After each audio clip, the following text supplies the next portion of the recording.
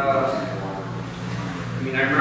remember when I attended my first one of these, it was probably like the 5th or 6th assembly. I very specifically remember us all singing, at least the OG crew that was here singing Pharrell's like Sunday stories, way back in the beginning. So for those of you who this is your first time, Sunday Assembly Detroit is a humanist congregation that celebrates life. Our motto is live better, help often, and wonder more. We try and put those 3 values into practice in a number of ways, as a community or a congregation if you prefer. Today for our program, we have our gathering statement, moment of wonder. The beautiful wife Mary will be doing that one for us this morning. I'll be giving the address. We have a wonderful speaker, Ryan Thibodeau. He wants to talk on the secular state of the union. There'll be time for some Q&A, announcements. We'll be setting up with a little photo thing before we get to the cake. And then, of course, everybody's favorite part, lunch. We gathered this morning to connect with each other, with nature, and with our humanist values. Being here together builds in us our sense of community and friendship with each other. So let us listen to each other's stories with open hearts and open minds over delicious food, as our ancestors have done for millennia. Let us remember that we have this one beautiful life, and today we're here to celebrate it. It's a birthday. Happy birthday. Thank you, Victoria. The inspiration for this month's Moment of Wonder is because my wife was getting really pissed off about all the commentary around the Olympics, around gender, people, bashing on some of the, Olympians for, supposedly not being women or not being enough, or having too much testosterone, all these things, all this invective that was being thrown around online. So my wife was particularly motivated to use her background in medicine to kind of elucidate for us some of the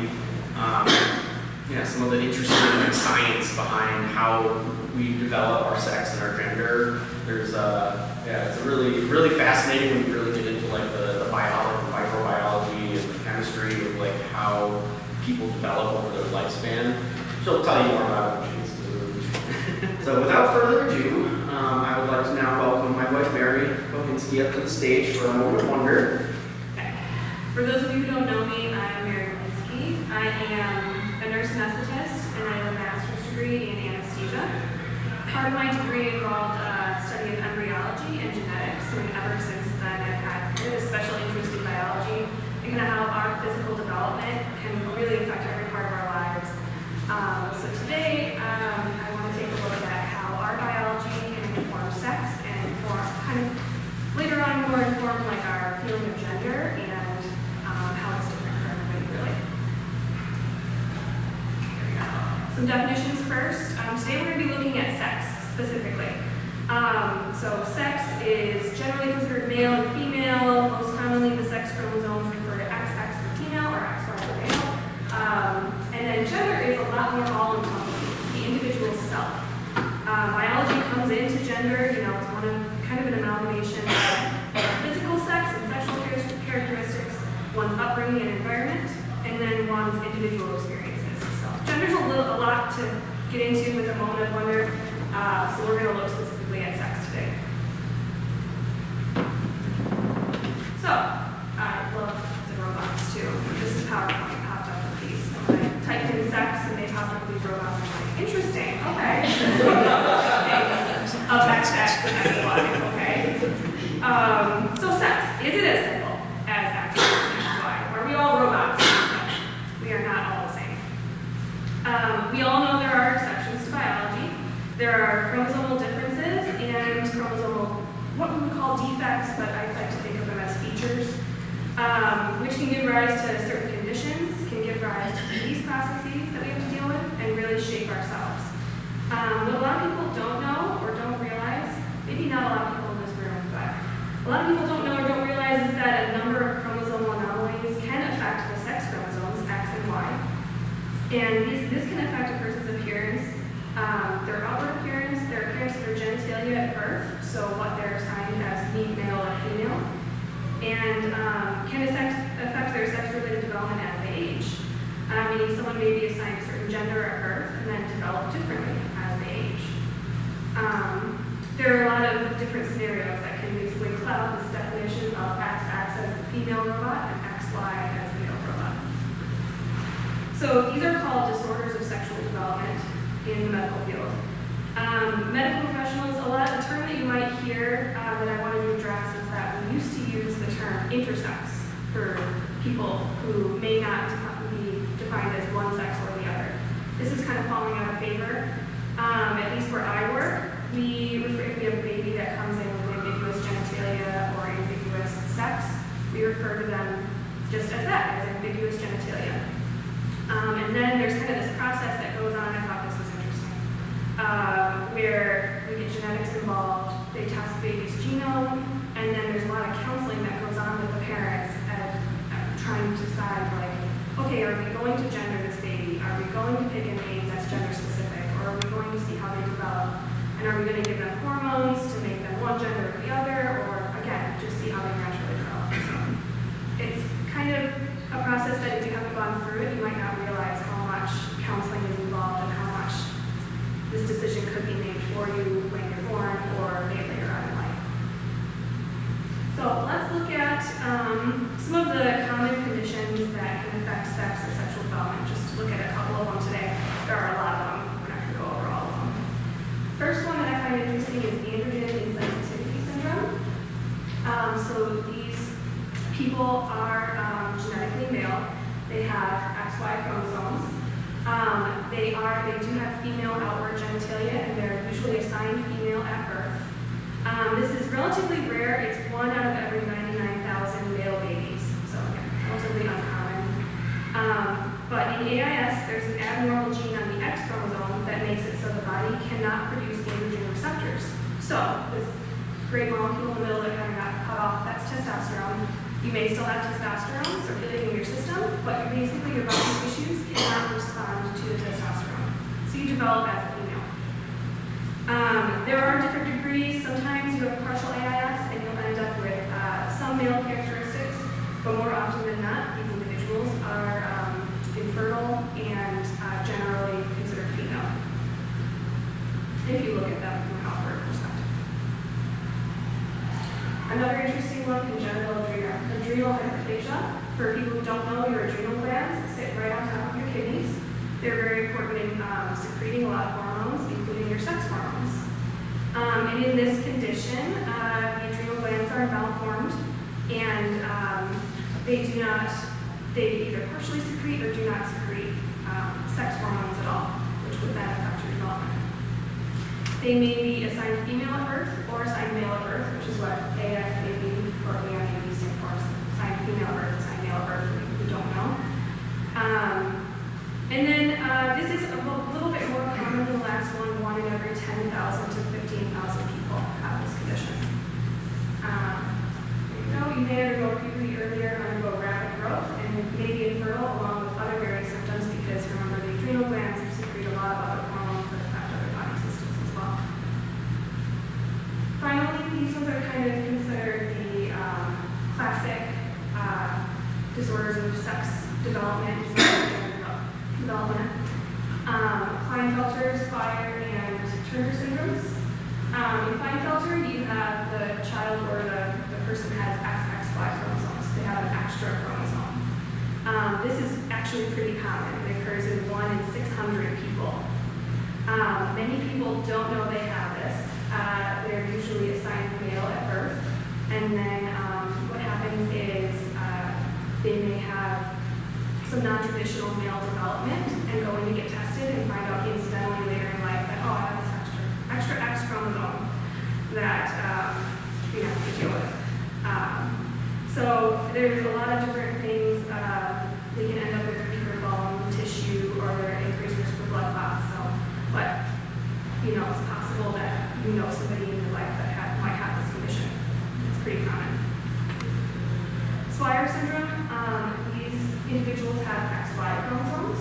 So they have functional female genitalia, and they are usually assigned female at birth, but they have that extra Y chromosome. And what happens is that Y chromosome has a malformed version of the SRY gene, which causes testosterone to be produced and cause male development.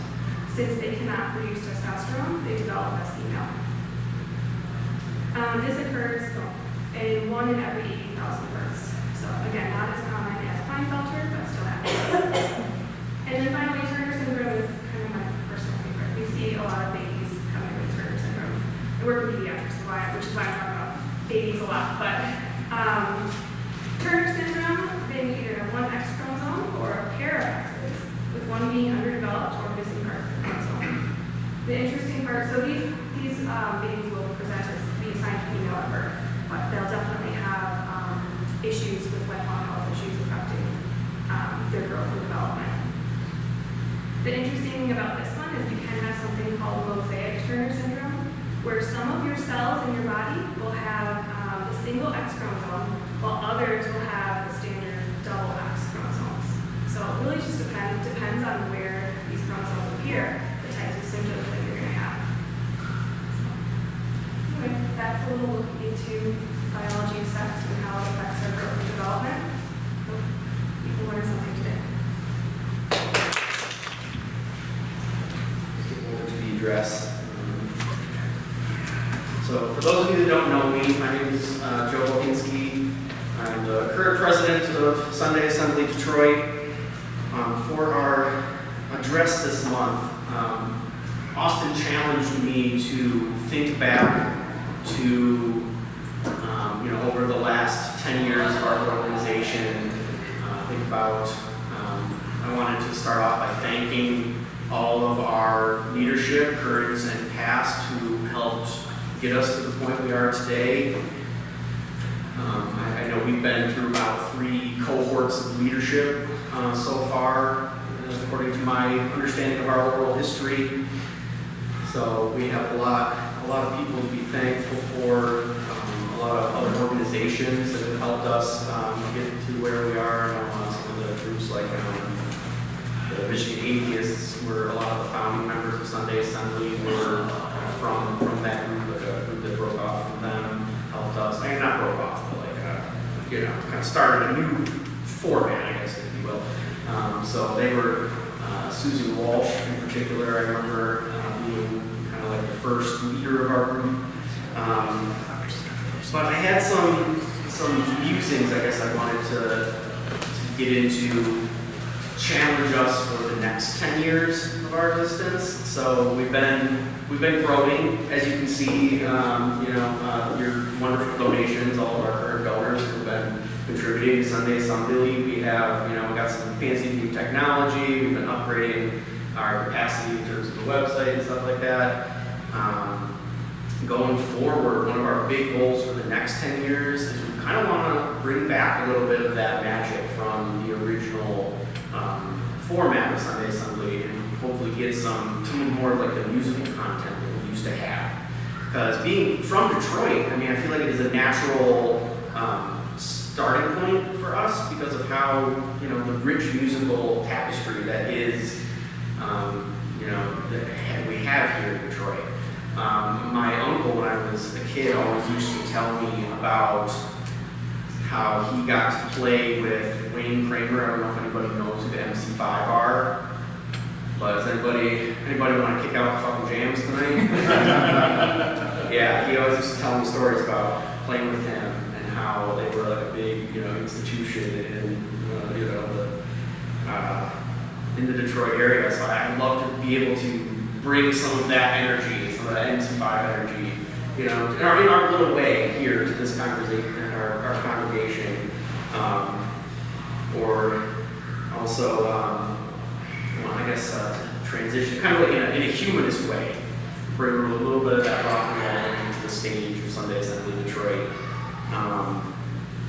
Because the way that I was thinking of, one of the ways that I think about humanism, from my perspective, is like there's the big educational component, but then there's also the arts and the music part of it that I would love for us as a group to kind of tap into more. these next 10 years. So hopefully I will have good news for you guys on that front as we try and recruit musicians and stuff like that. All right, so now for the main event. Today we have guest speaker Ryan Thibodeau, who has been active in the Midwest secular community since about 2018. As a representative of American Atheists, he has organized and participated in events around Michigan, as well as various speaking engagements, including the host and creator of the Atheist Perspective podcast on Spotify. Ryan is the founder and director of Atheist Coalition of Michigan, a secular service organization in Oakland County providing the secular and LGBTQ community an opportunity to volunteer and donate. Please welcome to the stage, Ryan Thibodeau. Thank you very much for having me. I know it's your birthday bash, and I know a very serious topic, so I hope I'm not too much of a Debbie Downer up here. This is serious, and I'm glad I get to put this out. I've given this talk before, but thank you again for having me, and congratulations on your 10th year. I've been a volunteer for American Atheists since about 2018, and like Joe said, I started the Atheist Coalition of Michigan as a service group, basically because it was an opportunity for secular people to donate and volunteer in Michigan without the various religious groups being involved, specifically with donations. Like I said, I've given this talk to other groups. Thanks for having me. And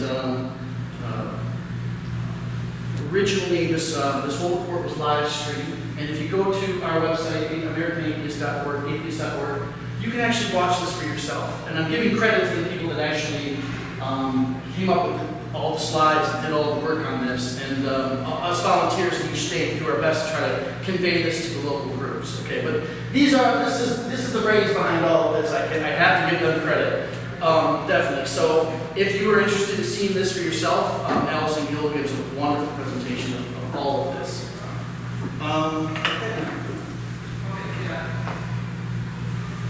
So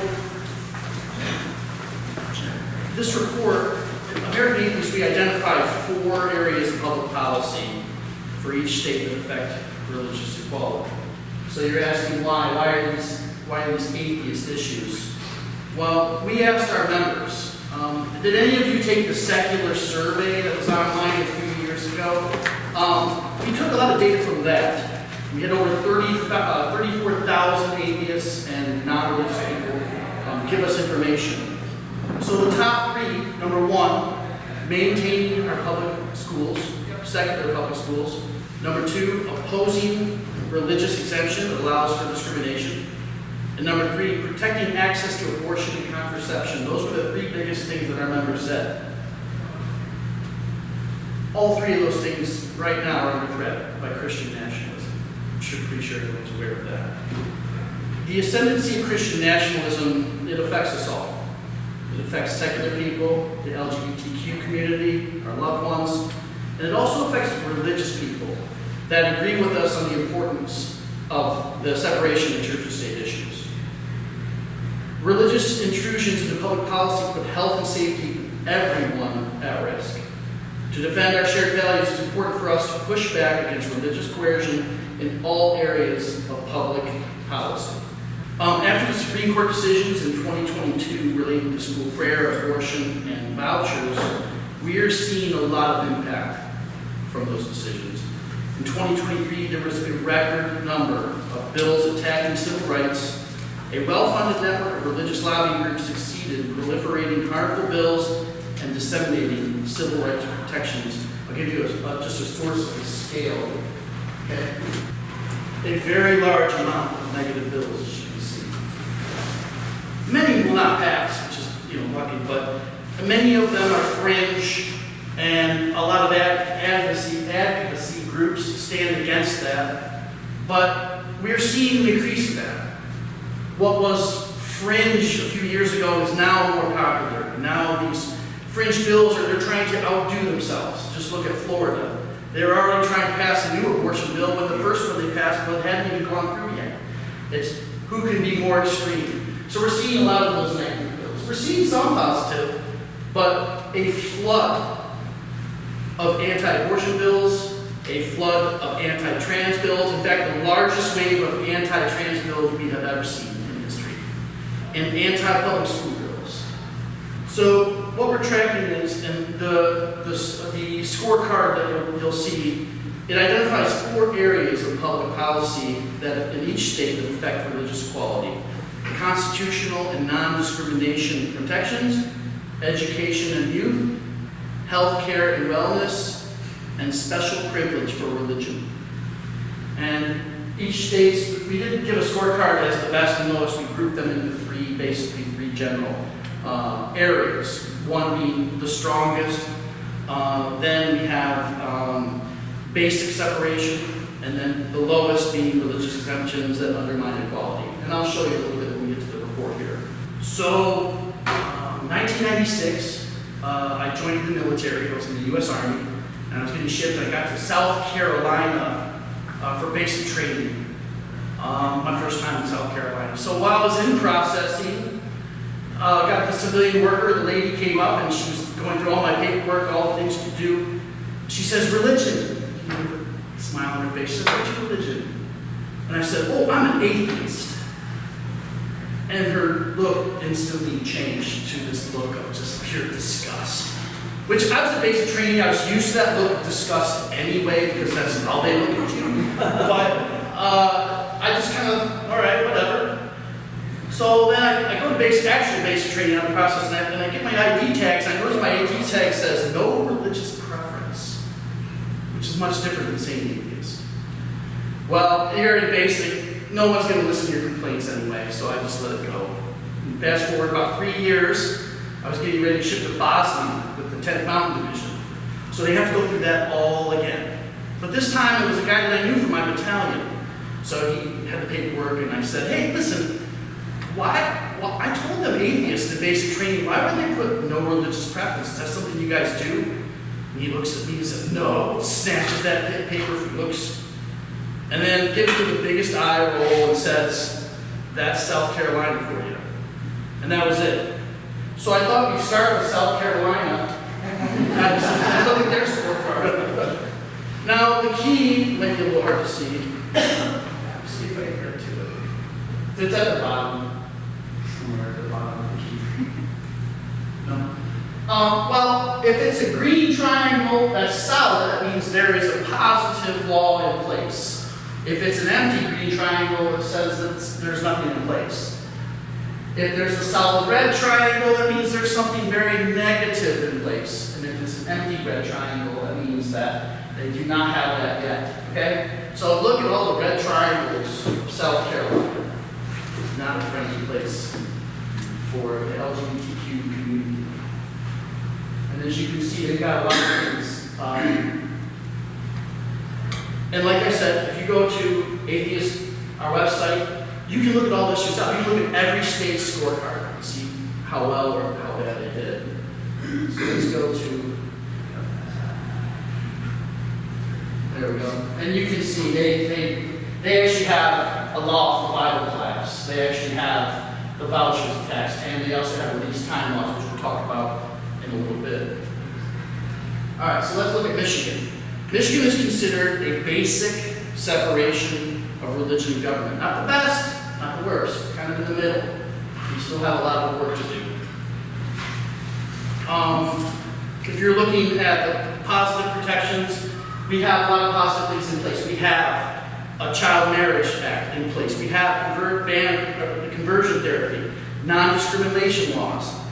And at the same time, we have religious exemptions, like allowing employment, discrimination of lots of various labor laws here in Michigan. We have constitutional statutory protections for access to abortion. However, we have child negligence exceptions for faith healing. We have non-medical exceptions for vaccinations here in Michigan. A couple other things. You can see we have a lot of things that are just not there in place yet. They could be, but not yet. Release time laws. Look at that. We actually have release time laws. Does anyone know what release time laws is? That's where the school district has to let you go, so you can go somewhere for religion during the school day. Now, as a former educator, I gotta think, that's a huge disruption to the school day and cause a lot of problems. I mean, just think of all the problems that people taking advantage of it. Just basically disrupting the entire flow of school. Another one in Michigan that kind of raises is the religious daycare exemption. All right? It's basically saying that religious organizations, they're exempt from the licensing, they're exempt from the fees, and they're exempt to all of the legal requirements that secular daycares have to follow. So like I said, go on the website and you can check it out yourself. You can see everybody's scorecard across the United States. And see some of the states that are in blue that are doing things that maybe we can do better. 3 ways you can get involved: send this report to your lawmakers, sign up for the action alerts on our website, and check out the legislation we're tracking. We have a legislation tracker for every state. Our lawyers are constantly going over those things and looking at them as it relates to where you live. The action alerts say that you'll get updates on your phone about what's going on right now, what we're tracking, what we're stopping. We're always constantly working to try to keep everything updated, keep people informed about, hey, this is happening in your state. This is bad. You know, Christian nationalism, as you know, they're really piling on. Ever since 2018 with Project Blitz, they've been nonstop piling on these frivolous bills, trying to push their agenda. So we're helping people to know that, hey, we've got to get involved locally. Tell your lawmakers that it's important to you. Like I said, all this information is there for you to look at, to check out. My email and information is on American Atheists. If you go on state volunteers, I'm a volunteer. I'm not a paid employee of American Atheists. I'm a former middle school band director turned cannabis professional grower, which is a totally different talk, but I'm on there as a volunteer. So if you'd like to look at my information, get a hold of me. I also have business cards if you have any questions or anything like that. Or if the group would like to have anybody from my organization come out and speak or anything like that, please feel free to contact me. All my information is on the website. Thanks again for having me. Hopefully it wasn't too depressing with all these things that we're up against, but this is where it starts. And organizations like this organization is important in helping change things. So thank you very much for your time today.